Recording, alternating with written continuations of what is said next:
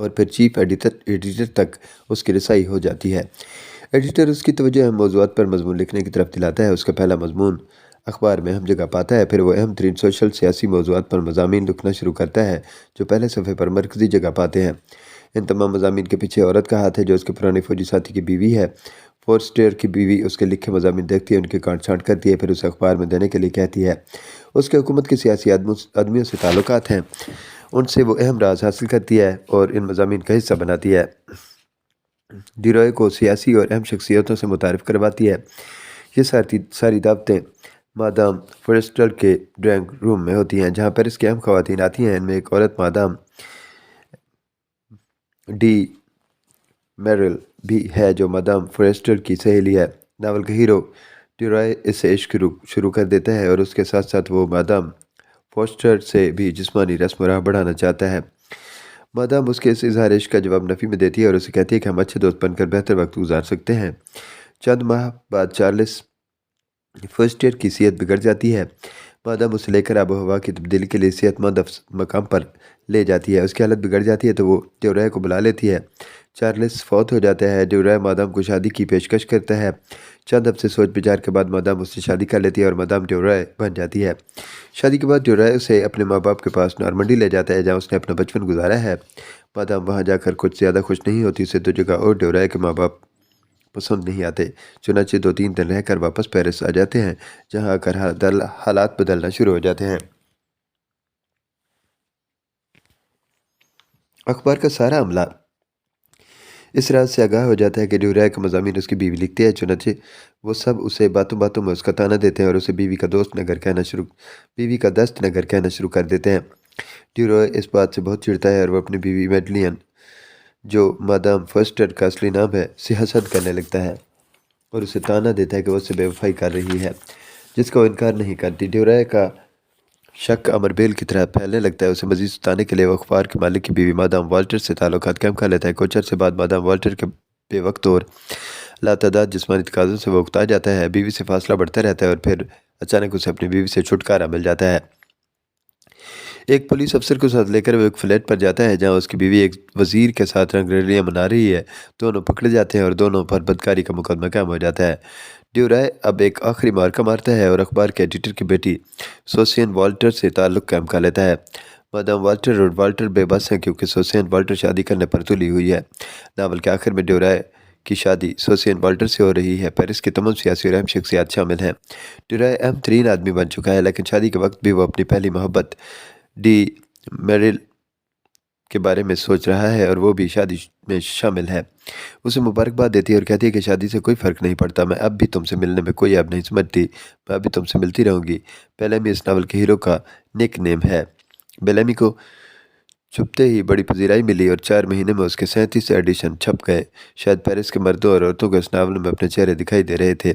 بیلیمی کا بعض نقادوں نے زولا کا مشہور ناول نوانا سے موازنہ کیا۔ ان کا کہنا ہے کہ ان دونوں ناولوں میں مماثلت پائی جاتی ہے۔ بیلیمی کا ہیرو ڈیروئے دیہات سے آتا ہے، غریب ہے اور امیر بننے کے لیے پیرس کی سماجی زندگی میں داخل ہونے کی کوشش کرتا ہے اور کامیابی حاصل کرتا ہے۔ نانا بھی پیرس کی غریب بستی میں پیدا ہوتی ہے، اصول زر کے لیے جدوجہد کرتی ہے اور پیرس کی سوشل زندگی میں مقبولیت حاصل کر لیتی ہے اور وہ ایک مقام اسے مل جاتا ہے۔ بیلیمی کا ہیرو ڈیروئے عورتوں کے لیے ایک کشش رکھتا ہے، عورتیں اس کی طرف کھینچی چلے جاتے ہیں۔ نانا بھی مردوں کے لیے جنسی کشش رکھتی ہے اور مردوں کا ایک ہجوم اس کا قرب حاصل کرنے کے لیے بے تاب رہتا ہے۔ ڈیروئے اپنی منزل تک پہنچنے کے لیے عورتوں کو بیساکھی کی طرح استعمال کرتے ہیں، جبکہ نانا اپنی منزل پانے کے لیے مردوں کی مدد حاصل کرتی ہے۔ موپسا نے 6 ناول، شاعری کی ایک کتاب، 3 سفر نامے اور تقریباً 275 کہانیاں لکھیں۔ پہل اسے شاعری کا شوق چرایا۔ کتاب چھپی، موپسا نے خود ہی فیصلہ کیا کہ شاعری اس کے بس کا روگ نہیں اور روسی مصنف گوگول کی طرح شاعری سے توبہ کر لی۔ فلابر کا مشورہ بھی تھا کہ تم افسانے لکھا کرو۔ موپسا کا شمار دنیا کے عظیم افسانہ نویسوں میں ہوتا ہے۔ چیخوف بھی اس کی کہانیوں کا معترف ہے۔ موپسا نے معاشرے کے ان مسائل کو موضوعات بنایا جو تلخ حقائق تھے مگر کوئی انہیں لکھنے کی جرات نہ کر رہا تھا۔ اس کی کہانیوں کے پس منظر میں فرانس اور پروشیا جنگ کے متاثرین ہیں۔ دوسرا اہم موضوع جنس ہے جس پر موپسا نے کھل کر لکھا اور سچائی بیان کرنے میں اس قدر آگے بڑھ گیا کہ اس کے ناول اور کچھ کہانیاں عدالتی نوٹس کی بدولت بین بھی ہو گئیں۔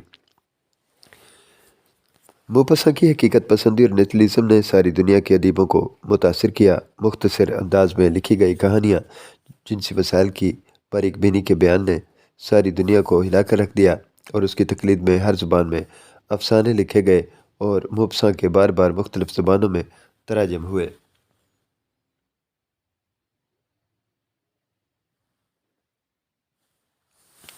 اردو میں منٹو کو اس کا پیروکار کہا جا سکتا ہے۔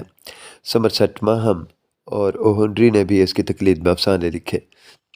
اردو میں راجندر سنگھ بیدی نے ایک مضمون میں اس طرف اشارہ کیا ہے اور لکھا ہے کہ اسے چیخوف اور منٹو کو اردو زبان کا موپاسا نہ کہا جائے، لیکن یہ حقیقت ہے کہ منٹو موپاسا سے حد درجہ متاثر تھا۔ منٹو نے موپاسا کی کہانیوں کے تراجم بھی کیے اور اس سے اثر بھی قبول کیا۔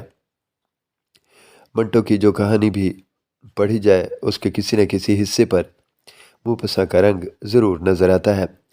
موپاسا بہت زود نویس تھا۔ اس نے پیسے کے لیے دھڑا دھڑ افسانے اور ناول لکھے۔ اس کے اس انداز پر تنقید بھی کی گئی، مگر کچھ نقادوں نے یہ کہا کہ موپاسا کو کم درجے کا مصنف نہیں کہا جا سکتا۔ البتہ یہ کہا جا سکتا ہے کہ اس نے ہر افسانہ لکھنے میں تیز رفتاری سے کام لیا ہے۔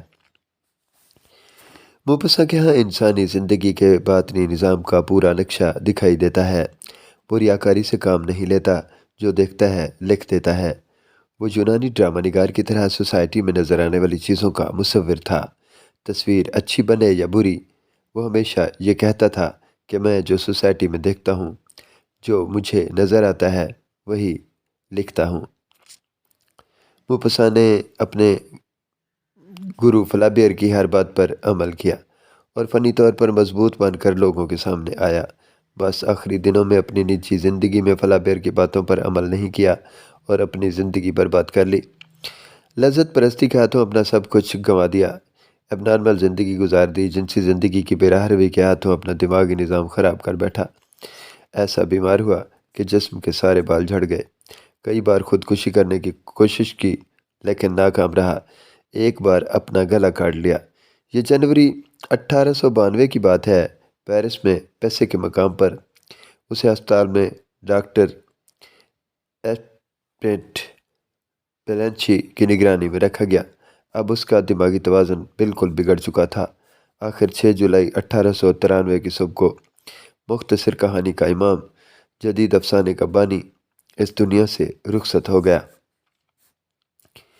موپاسا نے 6 ناول لکھے۔ اس کی بے شمار کہانیوں کی فہرست دینا ممکن نہیں، صرف اتنا بتا دینا کافی ہے کہ افسانوں کے 16 مجموعے اس کی زندگی میں چھپ چکے تھے۔ اس کی 60 سے زیادہ کہانیاں شاہکار تصور کی جاتی ہیں، جن میں موپاسا کے فن کو دنیا کے بڑے بڑے نقادوں نے سراہا ہے۔ نیتشے اپنی سوانح عمری میں کہتا ہے کہ اگر مجھے اس صدی کا کوئی مصنف منتخب کرنے کے لیے کہا جائے تو میں موپاسا کا نام لوں گا۔ ٹالسٹائے نے اپنے مضمون میں موپاسا کا بھرپور تجربہ کیا ہے اور اسے بڑا کہانی نویس قرار دیا ہے، لیکن ساتھ ہی ساتھ وہ یہ کہتا ہے کہ موپاسا نے فرانسیسیوں کے کردار تشکیل دیتے وقت اسے مضحکہ خیز بنا دیا ہے۔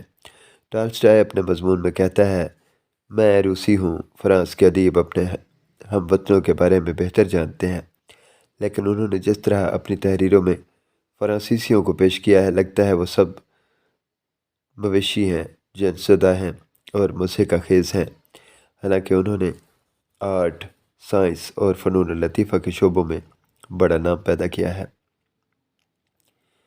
بہرحال یہ ٹالسٹائے کا اعتراض ہے، لیکن موپاسا نے اپنی تحریروں میں وہی کچھ پیش کیا ہے جو اس نے اپنے ارد گرد دیکھا ہے۔